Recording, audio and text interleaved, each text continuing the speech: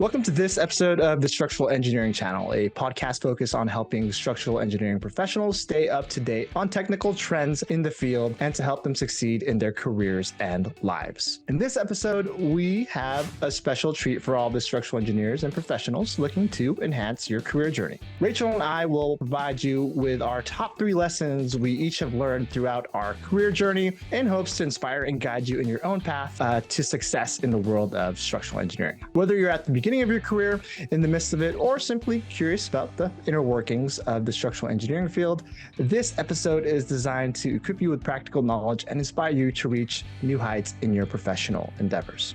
I'm your co-host, Matt Picardal. And I am your co-host, Rachel Holland. Now let's jump into our conversation of the week.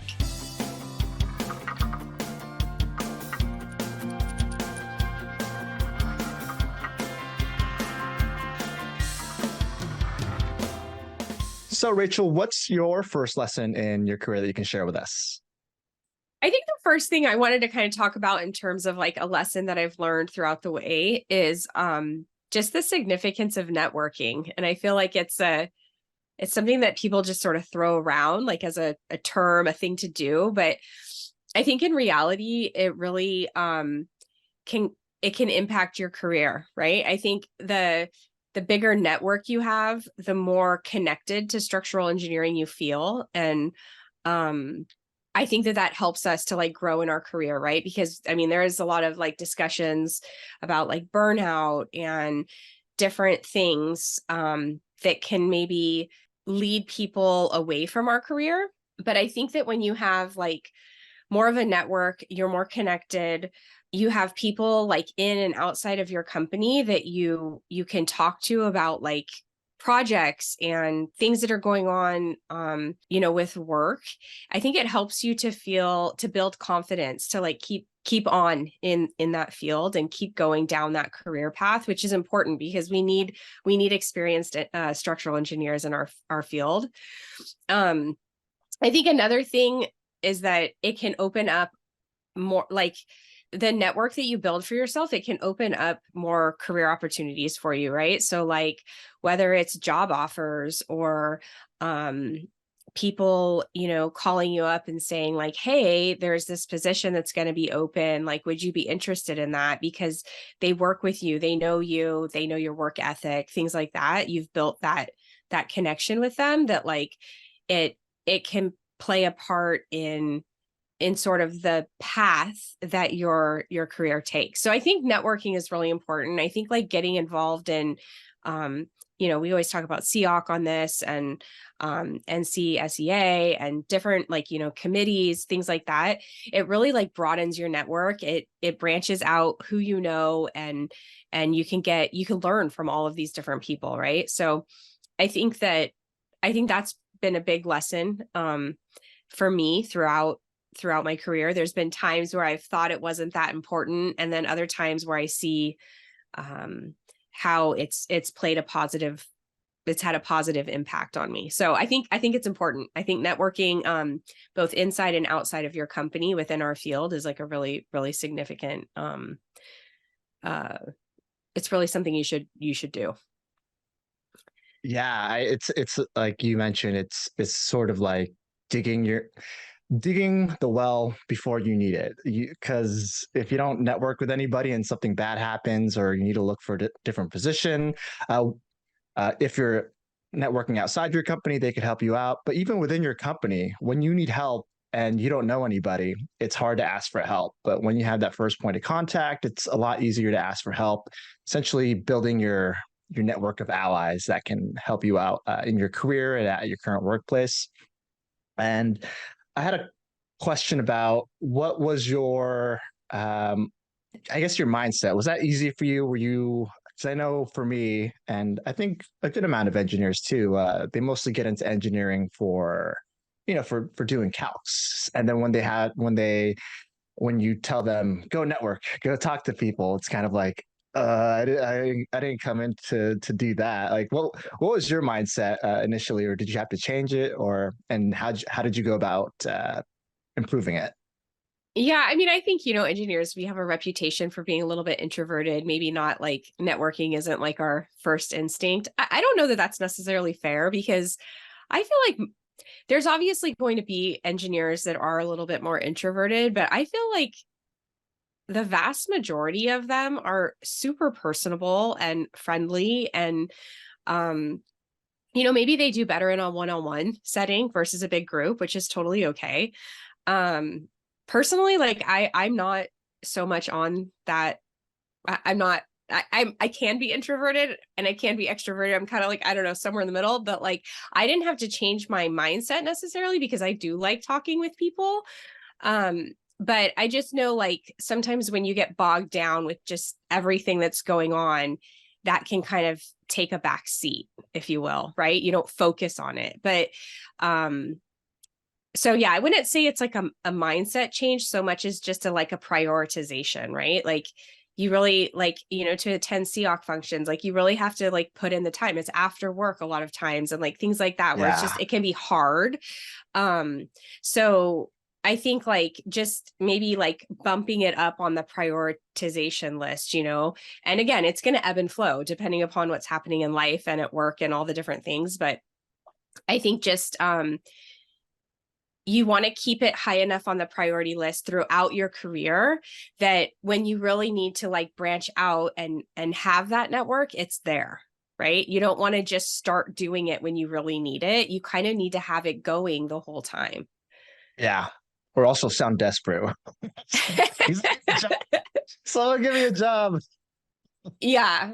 But I mean, it's bigger than that too. It's not just like somebody give me a job. It's like, maybe your company gets a new project and it's a material that you guys haven't worked on before. And it's like, and I've done this at Simpson. I've reached out to colleagues of mine that's like, hey, I'm trying to create a connector for this stuff. Can you like tell me more? Tell me more. Like I remember doing this with Eric McDonald for a mass timber connector that I was working on, and he works on that. And so it's like, he's not at Simpson, but it's like I could call him and be like, hey, can you tell me more about this material, how you design it, what designers are looking for? And he taught me so much, so it's great to have those people, again, internally and externally, that you can just pick up the phone and call for different things throughout your career, not necessarily just a job.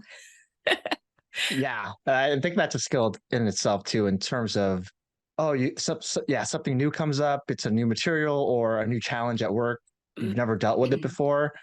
Um, you could either go, oh, I've never run into this, I don't know how to do it, or you could utilize the network that you did and say, okay, how can I figure out more about this? Who can I ask to learn more about it so we can get this problem resolved? So, Right, yeah. right. What about you, Matt? What would you say is your like first lesson that you've had or you've learned in your career? Yeah, I think the first one is specifically for engineers. I think during your first couple of years, and I think the industry does this with your exams and stuff, is to get really good technically. We all take the PE and whatnot, and I think that's why it's good, because it forces us to be good technically. Because I think first, that's who we are as engineers in terms of, I mean, we're problem solvers and we'll engineer things. So being good at your job is, I think, the foundation for it. It's not everything for sure. I think if we're purely technical, it's not great, especially later in your career. You need those other skills. But as a base, as a foundation, I think just going in technically is really important, just because not only are you good at your job and a problem solver, you can use your technical skills to come up with more solutions for your clients. For me, I found it really helpful taking the PE and SE. I found it easier to help out and mentor the younger engineers coming through, and also managing engineers. If you don't know what the engineers are going through technically, then it's hard to help them out as a manager as well. So yeah, if you're just completely have no idea what the engineers are going through, it's going to be tough to help them out. And all you can do is essentially, scream at them to get it done. But it's like, no, they have to go through X, Y, Z steps. How can we help them out? What if we get someone to help out with this, or I can help out with this? So I think it makes you a better manager as well when you're managing engineers. And I think at the end of it too, it builds your confidence. Once you know what you're doing in terms of what your specialty is or the things that you're working on, I think confidence will come. In order to build confidence, I think you need competence. So you get good. It's scary at first, but then now you're confident that, oh, I know how to do this. Or even if you don't know how to do it, oh, I've learned wood, I can learn steel. Or because I've learned wood, I can just transfer those same skills that I've learned to those. And that way, you get a good foundation for your career, and then you can do all sorts of stuff with that. Yeah, I think that's great information or a great lesson learned because I feel like one thing that I've always been really appreciative of as like a younger engineer was the people that were had come before me that were really good at something based on just the way that I learn, right? Like I really like learning from other people versus like a textbook or like sitting down and just like doing the calcs or whatever. Um I don't know, does that make me like an odd audio listen like learn I don't know, they have like different learning types Learning or whatever. styles, But yeah. yeah, anyway, so I mean I really appreciate that, right? Because like I feel like in order for me to get better at something, I always sort of like really appreciate somebody else explaining it to me until like I get it good enough that I can then explain it to somebody else, right? So yeah, I mean, it's at the basis or at the base for all everything that we do, right? We have to have that technical competence, and without that, like, not really an engineer. Yeah, I mean that's what makes us engineers, and then we can evolve from there into all sorts of different career paths and different skill sets. So yeah, I think it's the foundation for us. So get it down, and then you can do whatever you want with your career because it'll help you out. Yeah, and even like you also mentioned just like once you're managing other people, but I do think not everybody wants to manage people. Like that's not always the end goal. And so I feel like if you want to grow in your career and maybe you don't want to be a people manager, like having that technical expertise, even if you just like fine tune it into a certain area, that still allows you to grow in your career.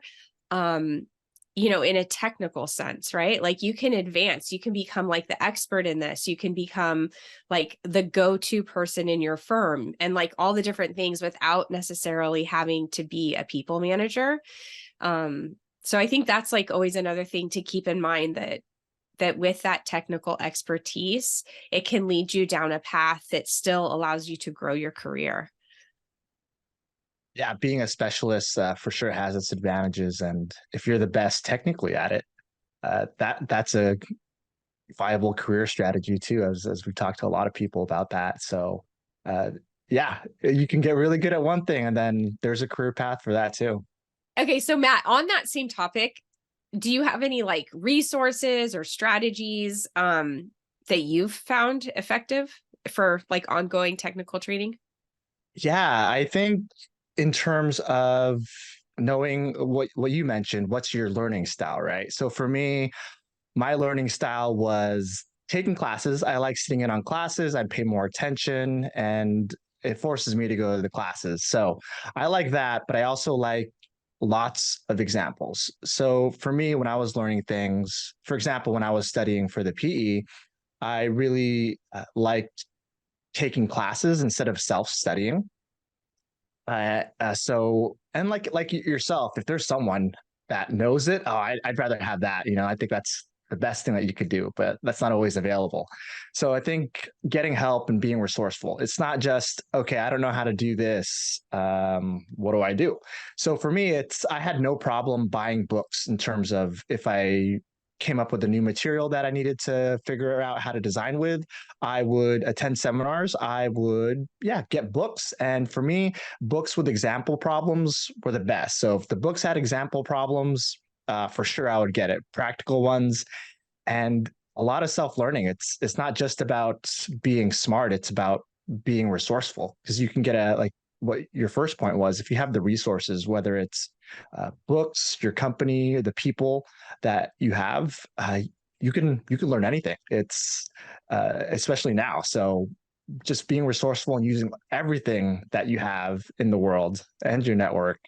uh, that's a great way to get technical because not everyone's willing to put in that effort. A lot of them will Right. just be like, oh, eh, I guess I'm not good at it, or I don't know how to do it. Oh well. So yeah. Right. I mean, I think that's part of like, just the world in general. We all want instant gratification, right? So if you have to kind of like work a little bit harder, study a little harder, put in the time, it it takes the right type of person to be able to do that.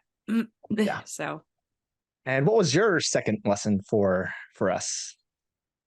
I think that the second lesson that I've kind of learned, again, it's not like terribly different than networking, but slightly. I think the impact that mentoring and just having like a mentor and also like mentoring other engineers has been pretty impactful in my career. I know I've really appreciated the people that have mentored me in the past, both like inside and outside of Simpson. And I really enjoy doing that for newer, younger engineers as well. So in terms of my like professional journey and how that's had an impact, I mean, I can think of one thing in particular where I had somebody call me up and tell me like, "Hey, are you going to go for that role that was open?" It was a position that was open at Simpson, and I hadn't even considered it. Like it wasn't even on my radar. And it was really like, I guess, flattering and also just like an eye opener that somebody else thought I was capable of that, because naturally, like I read the list of like requirements, and if I don't have all of them, I think like, okay, I'm not qualified for that, right? But that's not the way we should be thinking, because every time you go for a new role, it's to stretch yourself, right? To learn more, to like um get better. And so like just that would be like one example where I was kind of like, wow, okay, like that person really like knows how I work. They know me, they've been kind of guiding me through my career, and they called me and said, "Hey, are you going for that?" And it was just kind of an eye opener. Like I didn't think I was qualified, and yet they did. So little things like that, they can be confidence boosters. And then, it's just as important, if not more important, to turn around and be that type of a, person in somebody else's life. Right. So I definitely have participated in, up here in Dublin High School has an engineering academy. I've been a mentor for them a couple of times, a couple of different years. I've been able to participate in that, and it's been really rewarding. And it's been nice to get paired up with those students and then like see them go through their, educational careers in college. And then now like they're moving on to their professional careers. And that's been really nice. And then also just younger engineers that have come up through like, SEOC and Simpson. It's been good. I enjoy doing that. And I want to encourage younger people to stick with it and stay in the career and, be excited about it. So yeah, that's been good. I like that. I think it's important for us. Yeah, I did my first ACE mentorship for a high school. I believe it was either this. I think it was this week, uh, and it was really How'd it cool to go? see some of the light bulbs go off. Right, like they've never seen this, and then they're asking questions. We were actually doing like a structural engineering activity where they're doing buildings out of spaghetti and marshmallows, and it was cool. They were asking questions. They were curious, and things that were even the things that they were coming up with to do their structures. It was like, oh, that's cool. I have it. They're the different ways that they're thinking, and it's engineering, it's civil engineering, it's structural engineering, and uh, I guess planting that seed early on that it's even because I haven't even heard of civil engineering when I was in high school. So knowing and actually seeing professionals that do it, I think that yeah, that can change like the trajectory of the students in terms of their career path. And Yeah, even what you 100%. mentioned with your mentor too, them believing in you for that position. I reflect back on mine too, and it was one of my professors, and I was applying to. I I wanted to do grad school, right, for structural engineering, but I was kind of just going to go to the ones that I knew I would get 100% chance of like acceptance, right? It was like, yeah, just going to this grad school and I'll be good. Like I'll get it and get my degree. But when I told them, they were like, what are you doing just applying to this school or these schools? It's no, you should be applying towards the UC Berkeley's, the UC San Diego's, the Stanfords, and all the top schools, right? And that uh, it takes it helps to believe in yourself, but it actually is a great deal too if when someone believes in you. So that was kind of like a turning point too, because like, oh, I guess I should apply to those. I guess I can do it, right? And it was like, oh, and then I got into one of those schools, and then that probably changed the trajectory in my career path too. Maybe I wouldn't have gotten a structural engineering position if I didn't go to those. So yeah, the importance of mentors and giving back too. I think it's you should be aware of it, right? And throughout your career, being mentored and giving back as well. Yeah. Yeah. I think that's cool that yours planted that seed and gave you that little bit of encouragement. And then it changed Yeah, the trajectory of where you spent, another couple of years. So, um, yeah, I still remember it. what about your second lesson learned? Yeah, for me, this is more of when once you start your career and you got your stuff going. I think it's for me knowing how you work as an individual and what you value in your career. I think this changes. It's different for everybody, but it's also changes throughout your career. That's what I've noticed, and it's really helped me focus in on what I want to achieve throughout my career and some of the goals that I can set for myself to make myself a better engineer. Do And do you have a specific goal you could um tell us about? Like, how did you set it? How did you plan for it? All the things. yeah, I can start off with yeah. Let me take you through some career progression. So early on in my career, right, it was I really want to get good technically, so I got all the resources and learned a lot. Got my PE super quick, and was looking to take on bigger and better projects. And how I did that, I guess I was more ambitious then, right? Eager as a young engineer to I guess prove myself, right?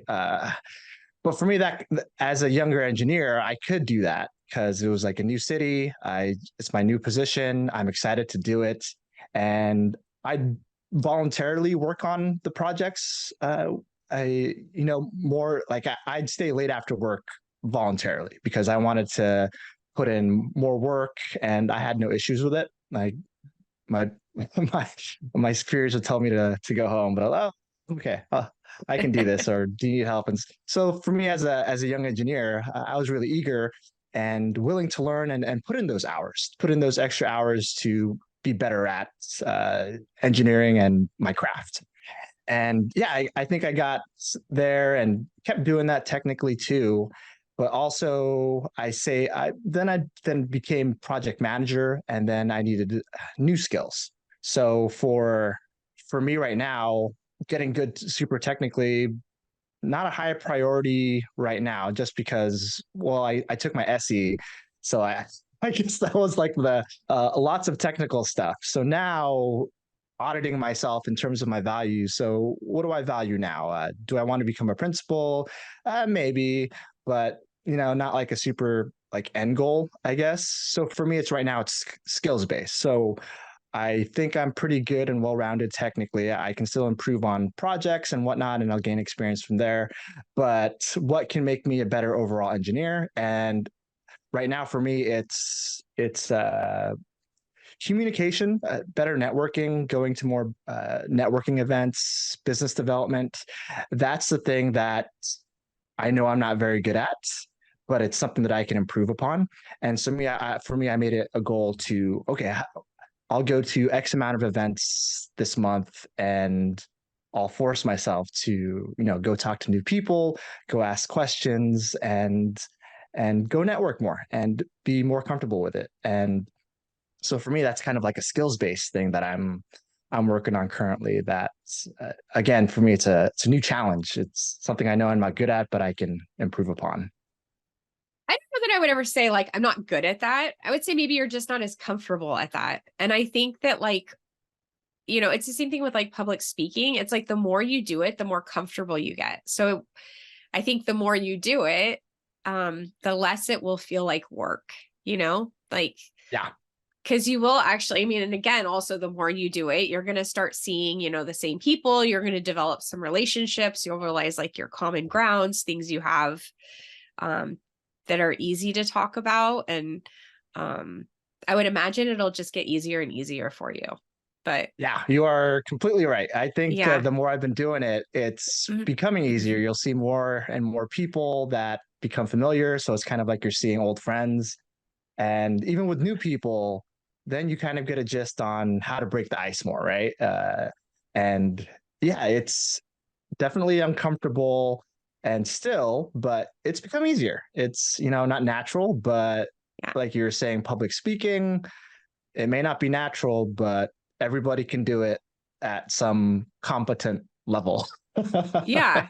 Yeah. So It just just keep takes practicing, practice. right? So yeah, Yeah. I think setting those goals for like, for yourself, like, um, I'm going to do 3 this month. I'm going to do 4 next month. I'm going to do whatever, whatever your goal is. But like having that as a goal. And, the other thing too is I would say like, um, you can be picky on the things that you pick, right? You don't have to just go to the only 3 things that are available. And I do think like some of them are in environments that are easier to sort of casually network in and less some of the environments just set themselves up for that better than others, I guess is what I'm saying. Yeah. Environments, that's a good one too, in terms of maybe what organization you feel comfortable in terms of the people too. Uh, and relating that back to work too, when in your work goals, when you're evaluating your career path, it's what type of environment do you want to work in? Do you care how many hours do you want to work? What's the flexibility? And I think those are important too, because yeah, salaries are good, but what's the work environment, or who are the people that you're going to be working with? Do you like that type of work? It's Totally. not all about salary. So it's, you got to Lots of consider all things of it. play into it. You have to definitely be yeah, curious about the culture and like different things come into play for sure. So And what was your last lesson for us, Rachel?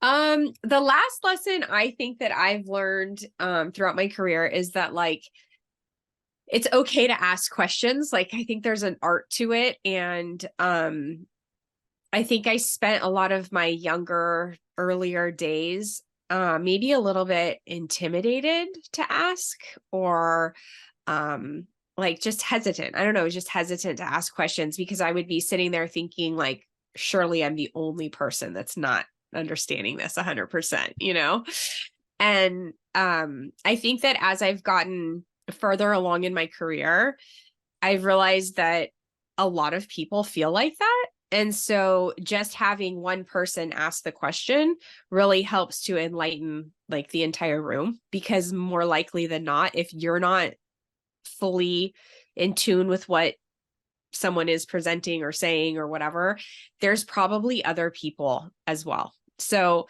I think that being proactive and asking those questions, being confident enough to ask those questions, knowing that just because you're asking the question doesn't mean you're dumb. Like I think that you really like kind of just open up a lot of opportunity for other people in the room. And I would encourage people to ask questions. And I mean, it's something that I still am actively working on because I oftentimes still find myself not asking. And then, within a minute or so, somebody else asks the same question that I've had in my head for, a minute. So I know I'm not alone. And I think that a lot of people probably feel like that. And so, yeah, I would say ask questions. Yeah, I know, I guess from my experience. So younger engineers, interns, I get scared when they're not asking questions because I know you don't know. So you should be asking questions. But Yeah. yeah, they're scared, right? Because oh, I guess I should probably notice, but I have no idea what this is. But for us communicating that, like we know you're not going to know anything, so please ask us questions when you get scared.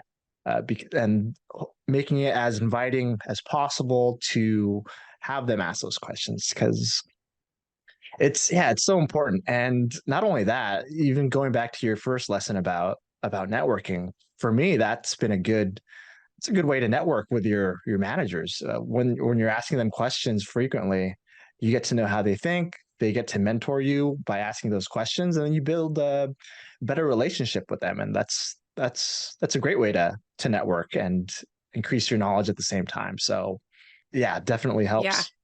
I think the other thing to keep in mind too is that, like, on the receiving end of that question, right? It helps the person that's receiving the question to be a better communicator, right? Because like when they get that question, they're kind of like, oh, okay, I did gloss over that. So like, let me circle back here and re-explain that. I mean, I even sometimes have that like currently in my current role, I'll get a call from a customer and they're asking about something and I'll explain it to them.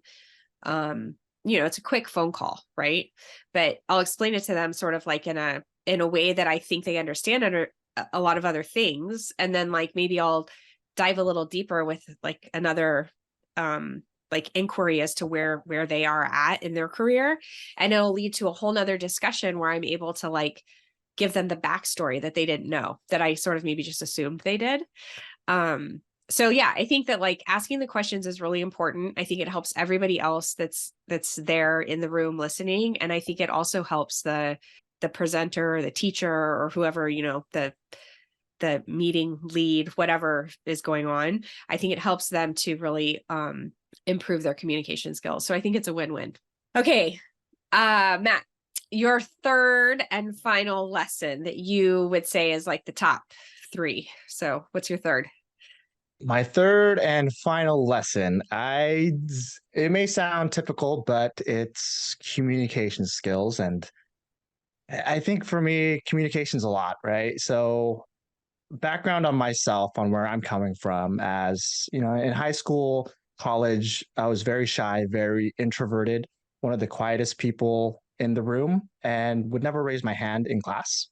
And I'd sit in the back. So yeah, absolutely. And then in college, though, I took a public communications class, a technical communications class. It was essentially public speaking, and that changed the course of probably my life and skills, just because that course taught me that communication, it is a skill. I've always thought of myself as, I'm never going to be good at that. And yeah, my first speech, my hands were sweating. I was panicking. I was anxious. I couldn't even hear what the presenters before me were speaking because I was so nervous and my hands were shaking. I go up there. It was terrible. I was stumbling over my words. I was stuttering. I couldn't look at the audience. And after that, you know what? I survived. And they gave me some tips, and everyone was really encouraging. And we all supported each other in getting better. And then that taught me, and as I kept doing it, I kept getting better and better, even small increments. So that taught me that you can't use the excuse that you're an introvert or you don't like talking to people or you're shy. After that, it was, it's just a skill. It's just like driving. You can learn it, even though you might not be an F1 Formula car racer, you can still be good enough. And for me, that's kind of changed my mindset on all that things.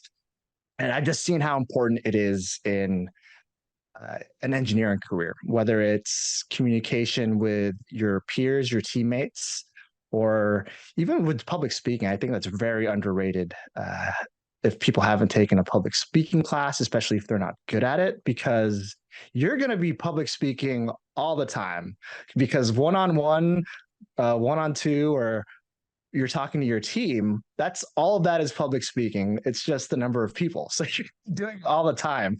And to me, it's kind of crazy that people don't want to improve upon that skill. I think that's one of the things that I knew that I could improve upon, and it's helped because that helped me with networking and helped me with talking to people and communicating my thoughts and teaching as well, teaching new engineers.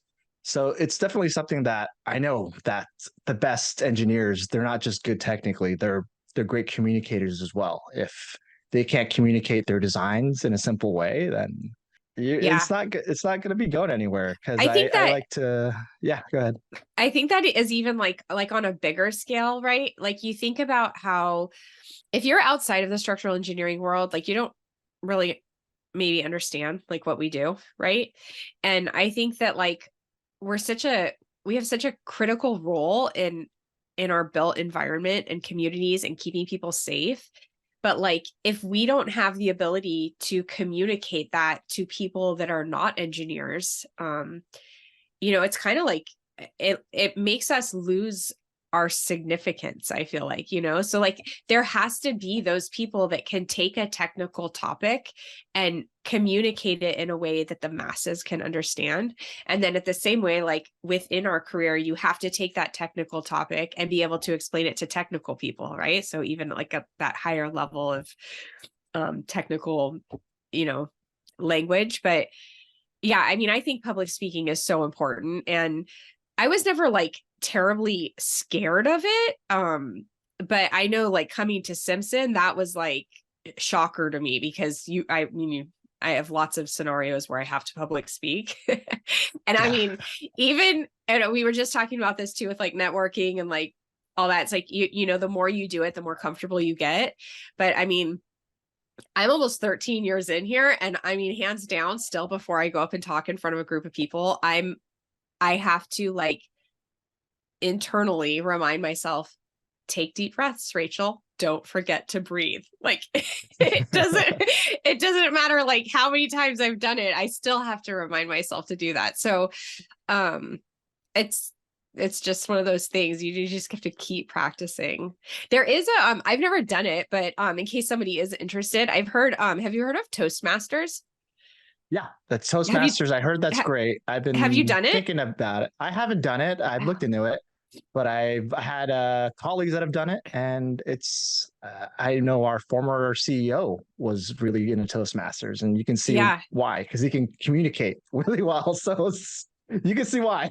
Yeah, I mean, I definitely think it would be something worth checking out. I've heard only great things about it also, but I also know firsthand experience. But yeah, I've heard that it just can really, really, really help people improve their public speaking skills. And I don't know, maybe it's worth checking out.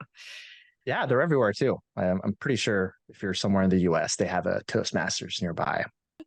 What about, can you share an experience? Like, is there a specific example you have of how the lengths that you've gone to improve your communication skills? Can you give an example of how it's changed something for you or presented, like opened up opportunities or done something like that? Do you have any specific examples?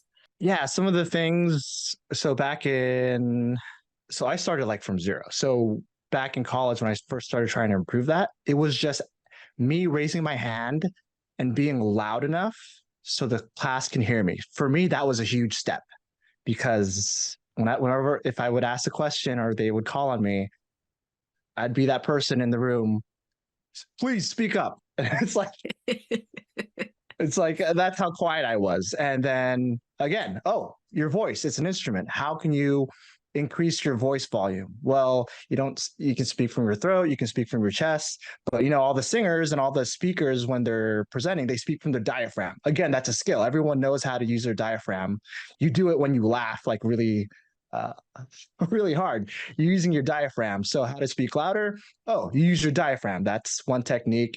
And then that for me, that kind of like builds your confidence. Oh, now I can speak better at interviews because your voice says a lot about you and what your state of mind is. So if you can project yourself as in interviews and you're friendly and you have a friendly tone, changing your tones too, and getting into like the nuances of your voice, I thought that was pretty cool because that's just another skill that you can tweak to get your message across. Because I think that's so important. It's just like with like what you were mentioning before and my first lesson, being really good technically.